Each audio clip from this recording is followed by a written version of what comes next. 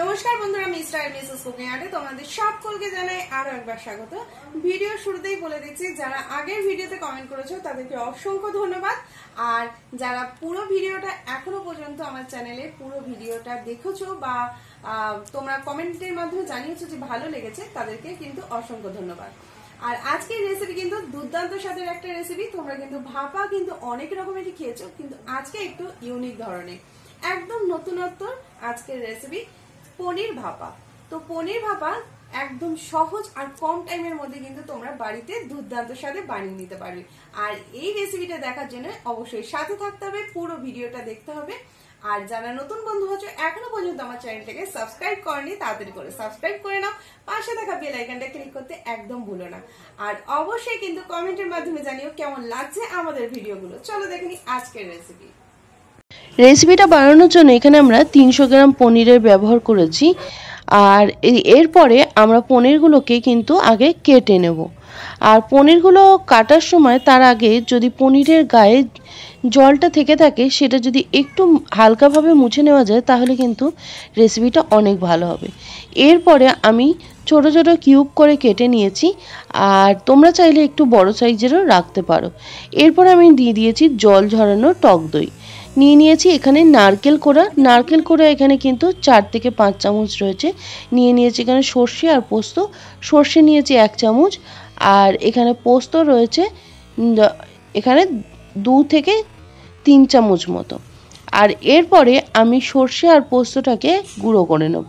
প্রথমেই আমি একটা মিক্সার গ্রাইন্ডার নিয়ে নিয়েছি, মিক্সার গ্রাইন্ডারের মধ্যে সর্ষে আর পোস্তটাকে দিয়ে দেবো। প্যাকেট সর্ষে পোস্ত কিন্তু অতটা স্বাদ কিন্তু এই রান্নাতে আসবে না, সর্ষে পোস্তটা গুঁড়ো করে নিলে তার স্বাদটা ভালো হবে। এরপরে দিয়ে দিচ্ছি নুন আর সর্ষে আর পোস্তটাকে দিয়ে প্রথমে আবার একটু গুঁড়ো করে নিলাম। দেখতেই পাচ্ছ খুব সুন্দরভাবে কিন্তু এখানে গুঁড়োটা হয়ে গেছে। দিয়ে দিচ্ছি এর মধ্যে কাঁচা লঙ্কা, তোমরা যে যেরকম ঝাল খাও সেই বুঝে এখানে লঙ্কাটা ব্যবহার করবে।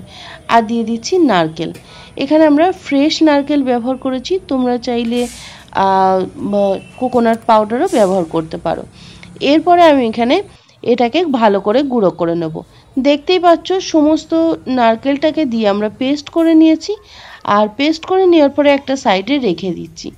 এই রান্নাতে ফ্রেশ নারকেল হলেই কিন্তু রান্নার স্বাদটা অনেক ভালো আসবে। কড়াইয়ের মধ্যে দিয়ে দিয়েছি সাদা তেল, এখানে 1 টেবিল চামচ মতো সাদা তেল দেওয়ার পরে এখানে পনিরগুলোকে আমরা খুব ভালো করে সাজিয়ে নিচ্ছি। পনিরগুলোকে হালকা ফ্রাই হয়ে গেলে আমরা নামিয়ে দেবো। এখানে কিন্তু পনিরগুলো আমাদের কড়া করে ভাজার একদমই দরকার নেই। আর এই রান্নাতে হালকা করে পনিরটা ভাজলে তাহলে এই ভাপার রেসিপিতে পনিরের টেস্টটা অনেক ভালো আসবে। এরপরে পনিরগুলোকে দেখতেই পাচ্ছ আমাদের হয়ে গেছে। আমরা হালকা করে এপিট ওপিট করে আমরা নিয়ে নিচ্ছি একটা বাটির মধ্যে। সমস্ত পনিরগুলোকেই কিন্তু আমরা আগে নামিয়ে নিচ্ছি এই পাত্রটার মধ্যে। সমস্ত পনিরগুলোকে এই একটা পাত্রের মধ্যে নামিয়ে নিচ্ছি। আর দেখতেই পাচ্ছ পনিরের কালারটা দেখে বুঝতে পারছো একদম হালকা অবস্থায় কিন্তু আমরা ভেজেছি। পনিরটাকে নিয়ে নেওয়ার পরে আমরা দিয়ে দেবো সর্ষে পোস্ত নারকেল আর কাঁচা লঙ্কা যে বেটে রেখে দিয়েছিলাম সেটাকে আমরা প্রথমে দিয়ে দিলাম। এরপরে আমরা এর মধ্যে দিয়ে দেবো জল ঝরানো টক দই। এখানে আমরা টক দইটা ব্যবহার করেছি, জল ঝরিয়ে টক দই ব্যবহার করেছি। তোমরা অবশ্যই এর মধ্যে জল ঝরানো টক দইটা দেবে, তাহলে এটা কিন্তু ভালো করে মাখতে সুবিধা হবে আর ভাপাতেও কিন্তু অনেক ভালো টেস্ট আসবে। এরপরে দিয়ে দিচ্ছি জল ঝরানো টক দই, দিয়ে দিচ্ছি এর মধ্যে স্বাদ মতো চিনি। টক দইটা যেহেতু রয়েছে তাই এর মধ্যে অবশ্যই চিনিটা ব্যবহার করতে হবে। আর কালারের জন্য দিচ্ছি এখানে কাশ্মীরি রেড চিলি পাউডার, একটা হালকা যাতে কালার আসে, সম্পূর্ণ অপশনাল, এটাকে না চাইলে নাও দিতে পারো। চিনিটাকে দিয়ে দেওয়ার পরে দিয়ে দিচ্ছি নুন।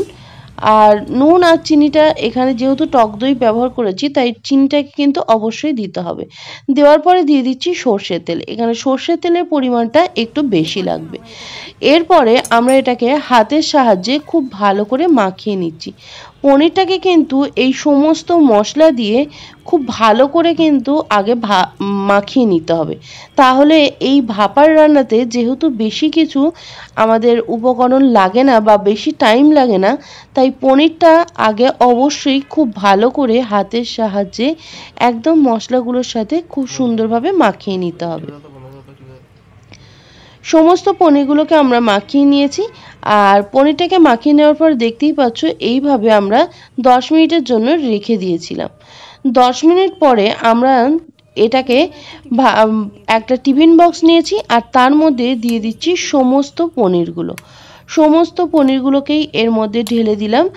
আর পনিরগুলোকে ঢেলে দেওয়ার পরে আমরা টিফিন বক্সটাকে এইরকম হাত দিয়ে একটু চারিদিকে সমান করে দিচ্ছি, যাতে পনিরগুলো খুব সুন্দরভাবে একদম সমান হয়ে যায়। দিয়ে দিচ্ছি ওপর থেকে চেরা কাঁচা লঙ্কাটা আবারও বলছি, যে যেরকম ঝাল খাও সেই বুঝে এখানে ব্যবহার করবে। আর কাঁচা লঙ্কাটাকে দেওয়ার পরে উপর থেকে ছড়িয়ে দেবো সর্ষের তেল।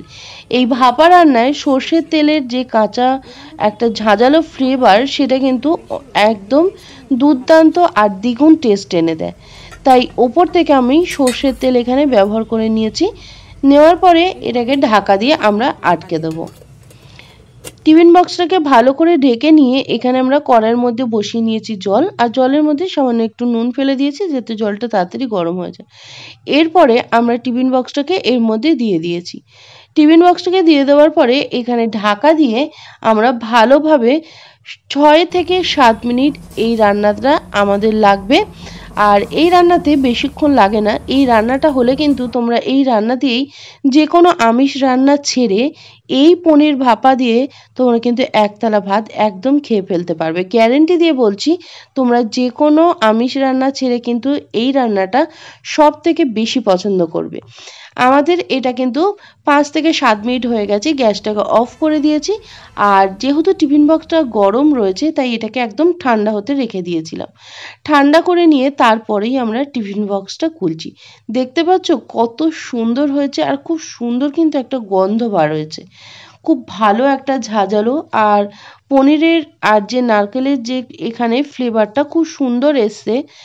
এরপরে আমরা পনিরটাকে আমি দেখিয়ে দিচ্ছি, দেখো এটাকে আমরা একটা সাইড থেকে তুলে দেখিয়ে দিচ্ছি। খুব সুন্দরভাবে কিন্তু পনিরের এটা একদম ভাপাটা রেডি হয়ে গেছে।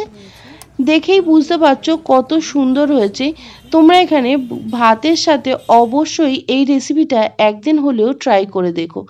যারা পনির খেতে খুবই পছন্দ করো তারা পনিরের এই রেসিপিটা একদম মিস করো না।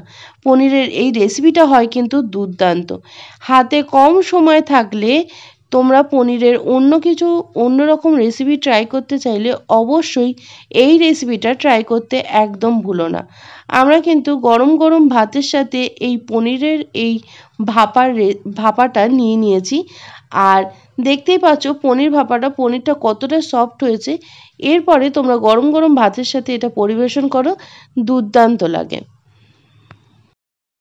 তাহলে আমাদের রেডি হয়ে গেছে দুর্দান্ত স্বাদে এই পনির ভাপার রেসিপি। বাড়িতে কিন্তু অবশ্যই একবার হলেও ট্রাই করে দেখো এই পনির ভাপার রেসিপি, খেতে কিন্তু দুর্দান্ত লাগে।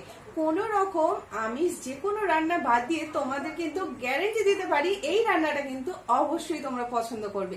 আর যারা এতক্ষণ ভিডিও দেখছিলে আমার সাথে ছিলে তাদেরকে অসংখ্য ধন্যবাদ। আর যারা নতুন বন্ধু হচ্ছে এখনো পর্যন্ত আমার চ্যানেলটাকে সাবস্ক্রাইব করতে পারোনি, তাড়াতাড়ি করে সাবস্ক্রাইব করে নাও, কারণ আরো নতুন নতুন আরো সুন্দর সুন্দর ভিডিও আসছে তোমাদের জন্য। আর পাশে থাকা বেল আইকনটা ক্লিক করতে একদম ভুলো না। আর চলো আজকের মতো রেসিপি এই পর্যন্তই, আবারও ফিরে আসবো নতুন কোনো রেসিপি নিয়ে। ততক্ষণে তোমরা সুস্থ থাকো, ভালো থাকো। আজকের মতো এই পর্যন্ত।